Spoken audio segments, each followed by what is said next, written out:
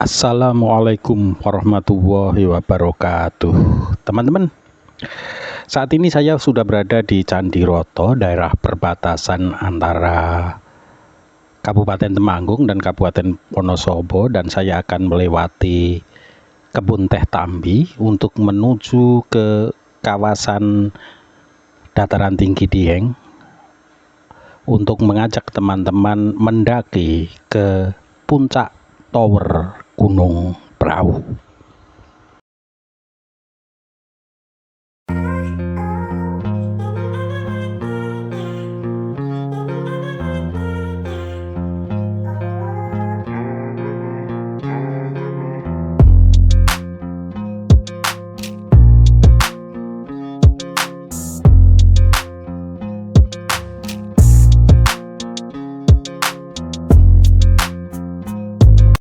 Teman-teman, video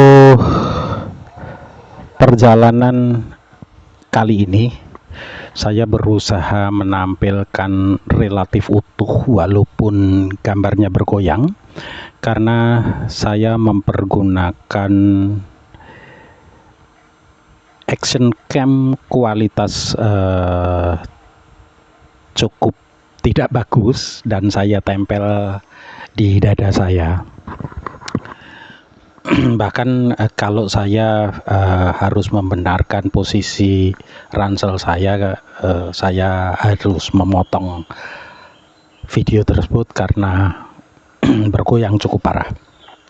Oke teman-teman, pada bagian pertama perjalanan menuju ke puncak tower Gunung Prau, mungkin ini sebuah istilah yang cukup asing bagi teman-teman pendaki karena ada nama puncak baru, puncak tower. Sebetulnya puncak tower ini sudah lama ada, sudah puluhan tahun ada nama puncak tower ini, karena puncak tower ini tidak bisa diakses oleh sembarang orang, jadi puncak tower ini menjadi tidak terkenal. Jadi puncak tower ini berada di antara pos 2 dan pos 3. Kalau puncak yang didaki oleh teman-teman pendaki ini berada di sebelah kanan dari pos 3, kalau dilihat dari gambar ya, atau dilihat dari perjalanan ini, nantinya untuk menuju ke puncak yang ada itu berbelok ke kanan. Nah, untuk menuju ke puncak tower itu berada di sebelah kiri. Puncak ini dengan puncak yang biasa didaki relatif berketinggian sama, namun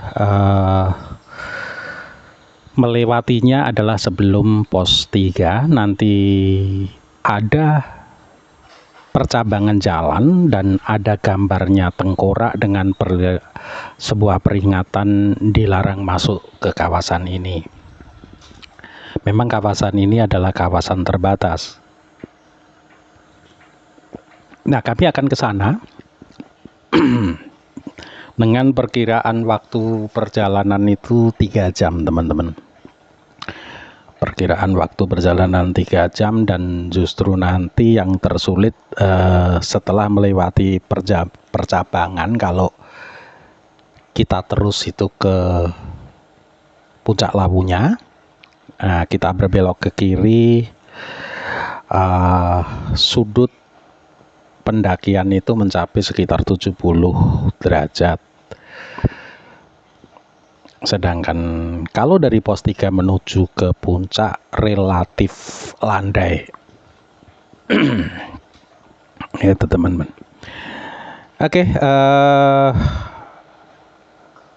bagi teman-teman yang belum subscribe channel ini, kami harapkan bantuannya untuk bisa subscribe, like, komen, share, dan tentu saja tekan tombol loncengnya. Terima kasih.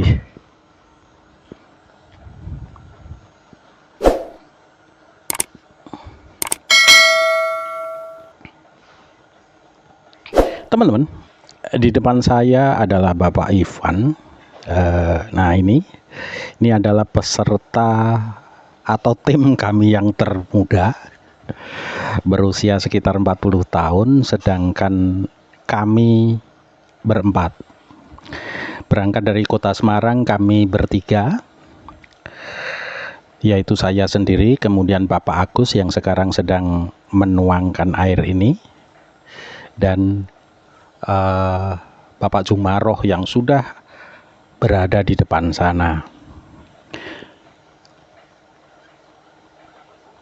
Kami bertiga semuanya berusia di atas 60 tahun, sedangkan Pak Agus tadi yang sedang menuangkan itu berusia 71 tahun.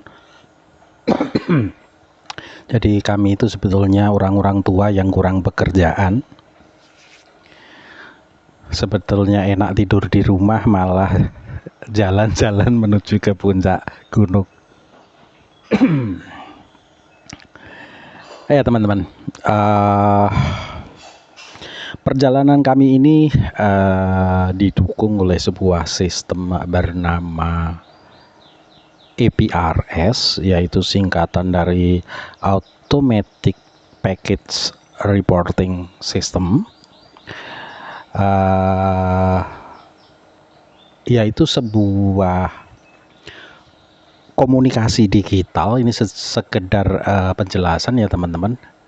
Sebuah komunikasi digital yang salah satu fungsinya adalah kemampuannya melakukan penjejakan atau tracking. Kemampuan lain adalah sistem ini bisa messaging walaupun short message, atau dahulu teman-teman kenal dengan nama SMS ya. Kemudian adalah telemetri. Di perjalanan kali ini ada dua HT, handy transceiver ya, bukan handphone teman-teman, handy transceiver atau HT, yang dibawa oleh Pak Jum paling depan dan saya paling belakang. HT ini kami berdua menggunakan tipe yang sama dan merek yang sama. Mohon maaf tidak saya sebutkan. Yang jelas kami standby pada frekuensi 688 atau 146.880 kHz atau 146,880 MHz, yaitu frekuensi repeater Telomoyo. Kemudian saya juga standby pada 145,440 MHz, yaitu stasiun orari lokal Kota Semarang. Kemudian pada berjalan di latar handy transceiver kami bekerja pada 144,390 dengan mode AFSK atau automatic yang memancarkan APRS. Kami memancarkan keberadaan lokasi kami dengan sebuah telemetri. Ada dua telemetri yang kami kirimkan, yaitu kecepatan perjalanan kami dan ketinggian kami saat ini dari permukaan air laut. Semua informasi tersebut bisa diakses melalui web, baik lewat HP maupun lewat PC di aprs.fi, aprs.mx ataupun aprs.to.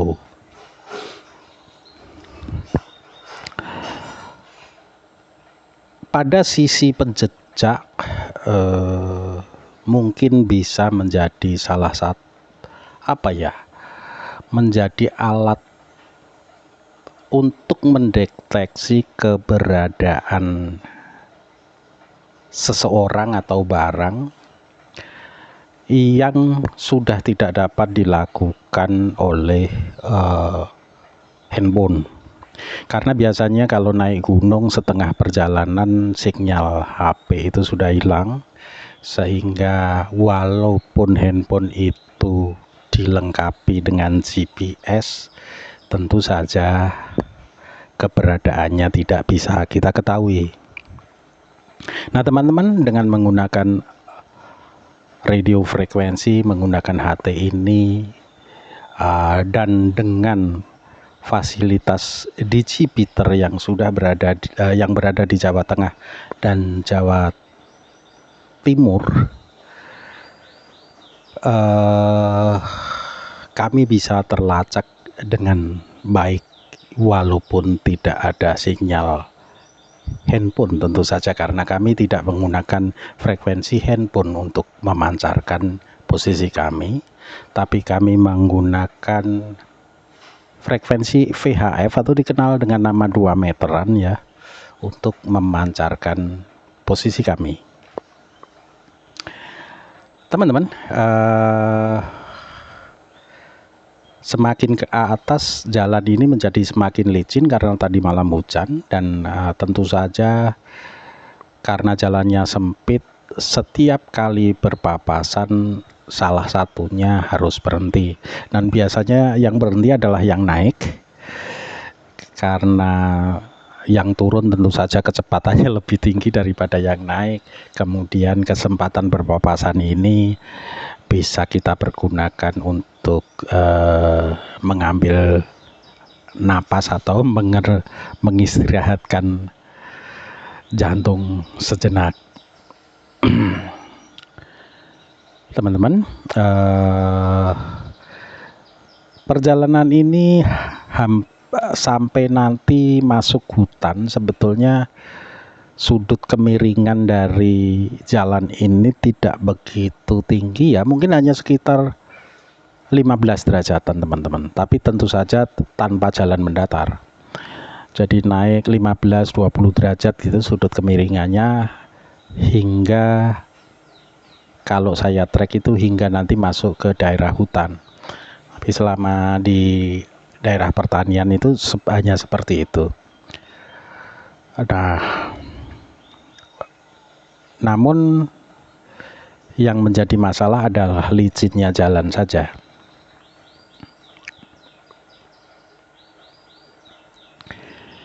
Licin dan sempit sehingga yang turun ini justru mendapatkan prioritas.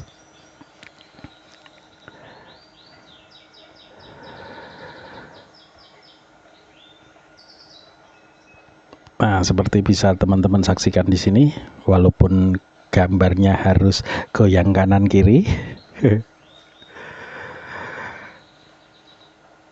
Rata-rata dari anak muda ini yang turun, mereka berangkat tadi pagi jam 2 pagi, menikmati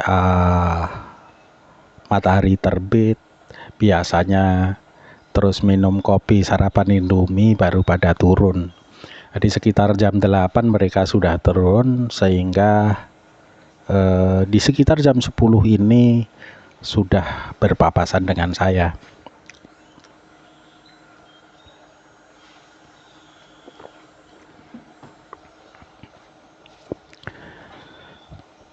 Ada anak kecil juga teman-teman. Sangat licin teman-teman, dan saat ini saya menggunakan safety shoes jenis mat yang di sole-nya tertulis anti slippery, tapi tetap juga saya harus berhati-hati supaya tidak terpleset.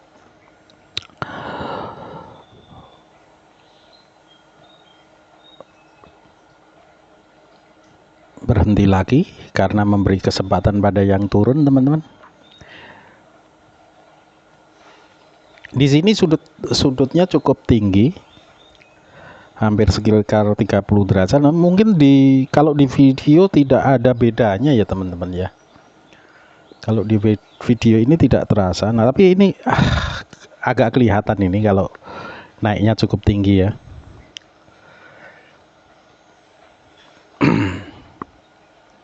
Licin sekali.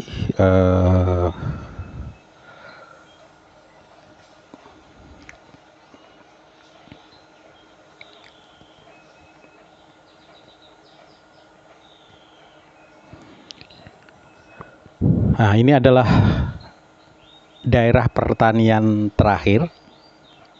Saya terpaksa harus berhenti lagi karena jalannya tidak bagus dan memberi kesempatan pada yang turun.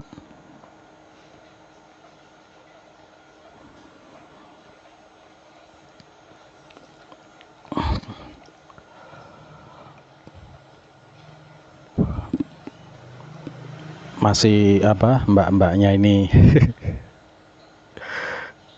bercerita cukup banyak. Nah,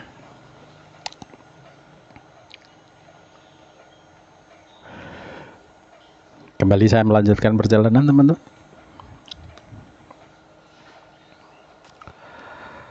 Tanahnya cukup mengkilat. Kalau menggunakan sepatu yang bawahnya bukan karet, cukup berbahaya ini, teman-teman. Cukup berbahaya.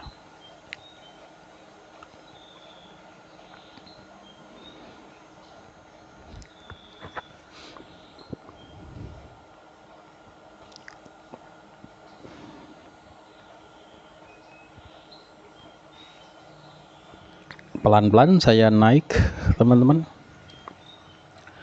Nah, begitu berbelok kanan, saya masuk ke daerah hutan. Beberapa itu menunggu saya karena memang salah satu harus berhenti ya, teman-teman. Ketika saya berhenti, langsung teman-teman yang dari atas itu turun. Karena memang nah, memasuki daerah hutan ini jalan menjadi relatif lebih lebar dibandingkan di areal pertanian tadi.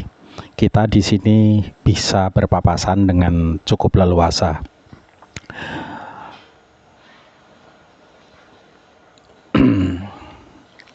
Terus berjalan pelan dan di belakang saya portir sudah nyusul.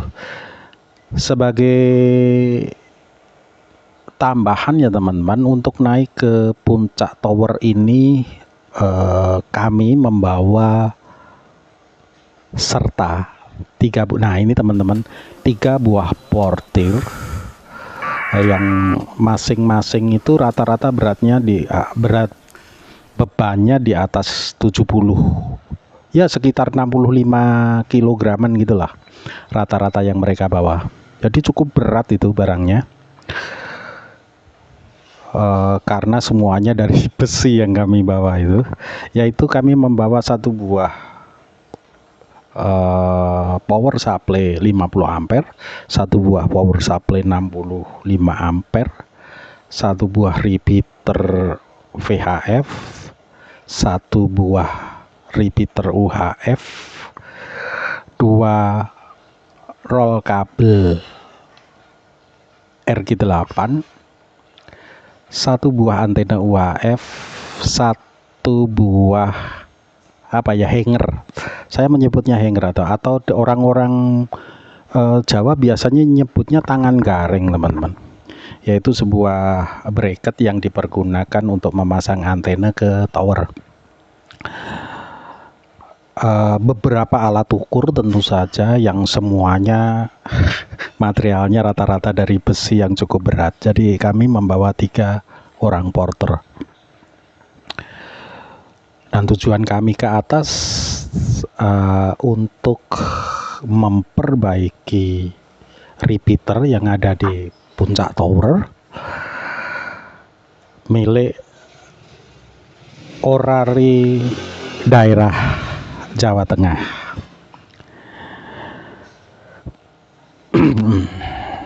Repeater UHF ini sudah mati hampir 2 tahun lebih mungkin. Kemudian untuk repeater VHF-nya mati di awal mungkin 1 minggu sebelum puasa. Jadi repeater ini cukup lama mati. Kemudian kami para orang tua ini naik ke gunung ini untuk membangunkan lagi 2 buah repeater yang sudah beristirahat cukup lama tersebut. Pos 1 sudah ada di depan, itu sudah terlihat orange tandanya, dan tentu saja saya akan beristirahat di pos 1 untuk kemudian kami nanti akan melanjutkan di pos 2. Terima kasih sudah menyaksikan video ini. Cukup